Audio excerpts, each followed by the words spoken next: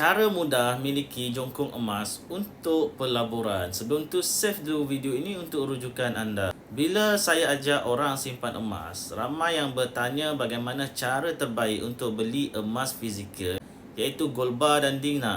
Sebenarnya sekarang anda boleh memiliki gold bar ataupun dinar dengan mudah, murah dan selamat melalui platform Public Gold. Public Gold adalah syarikat tempatan pengeluar emas pelaburan terbesar dekat Malaysia ni.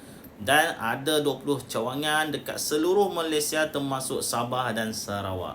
Selain daripada jenama yang paling dipercayai, Public Gold juga menawarkan banyak pilihan emas yang sesuai untuk tujuan pelaburan.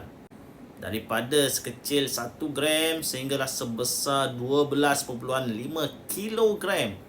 Untuk permulaan, saya sarankan anda menabung emas melalui kaedah akaun emas GF yang telah menjadi pilihan lebih 2 juta penyimpan emas Public Gold. Dengan bajet serendah 100 saja sudah boleh mula dan anda boleh pilih jenis emas yang anda suka, sama ada bentuk petak ataupun bulat.